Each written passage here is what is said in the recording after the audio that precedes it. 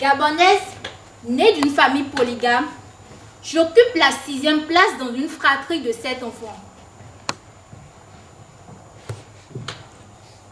J'ai grandi auprès de mes grands-parents qui m'ont non seulement entouré d'amour, mais également m'ont transmis les valeurs telles que la solidarité, le respect des autres et l'obéissance. En Afrique, la polygamie est une pratique ancestrale qui permet à un homme d'épouser simultanément plusieurs femmes. Avoir plusieurs épouses est un élément ostentatoire participant au prestige.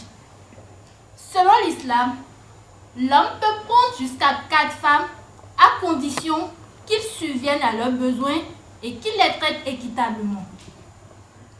Pendant mon enfance, mon frère et moi allions fêter le nouvel an chez notre père.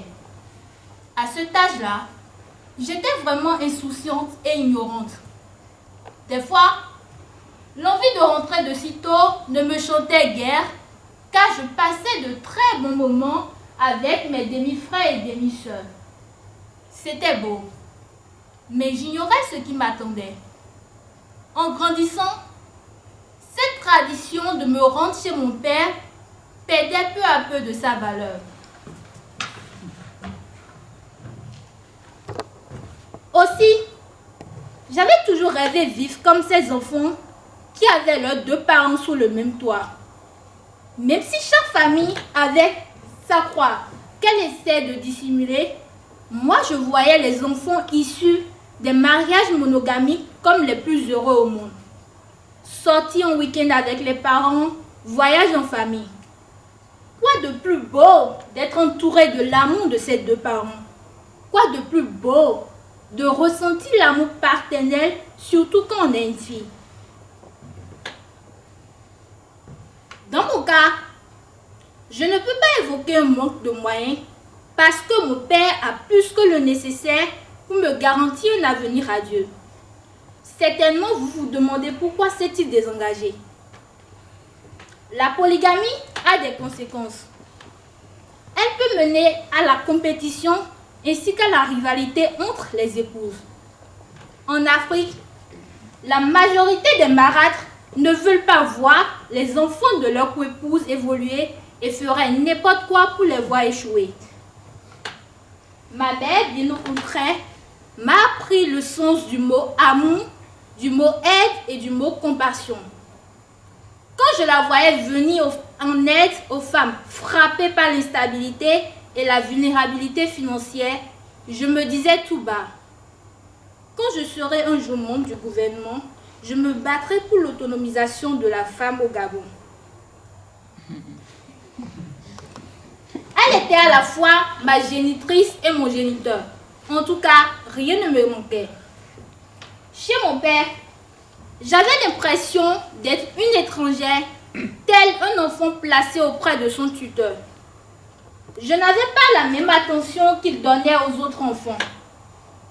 Cette carence affective m'avait beaucoup frappée pendant mon adolescence, si bien que j'avais du mal à me rendre chez mon père.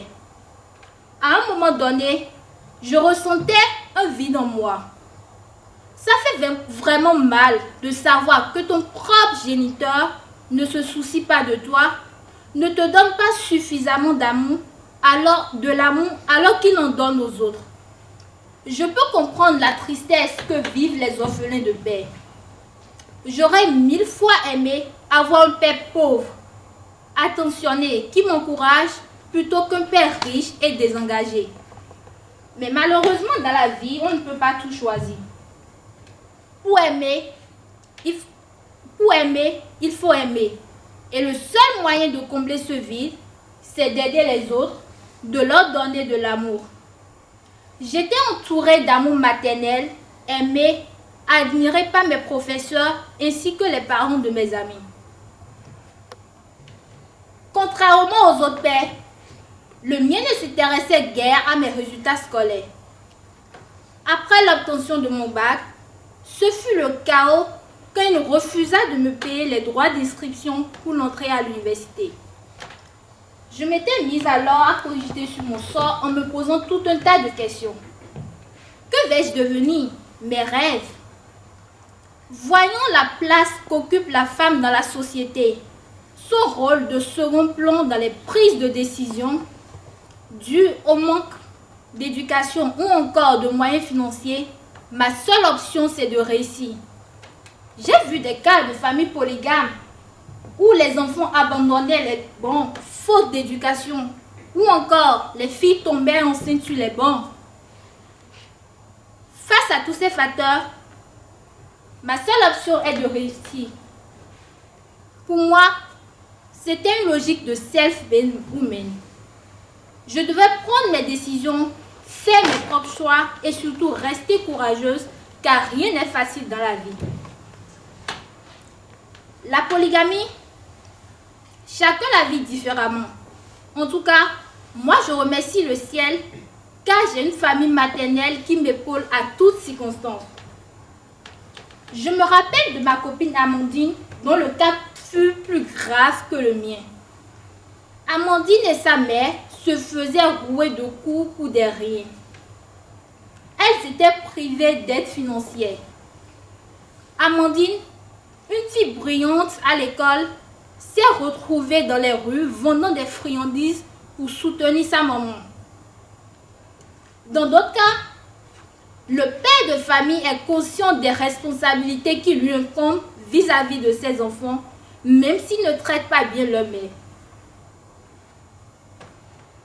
Par ailleurs, la polygamie a pris du recul ces dernières années. Même si cela m'a beaucoup affectée, je pense que c'est l'une des raisons qui me pousse à ne pas abandonner.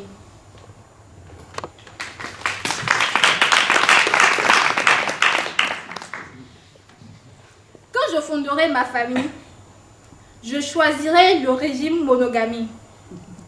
Aucun enfant n'a demandé à naître, raison pour laquelle, en voulant fonder vos familles, pensez à l'avenir. Merci.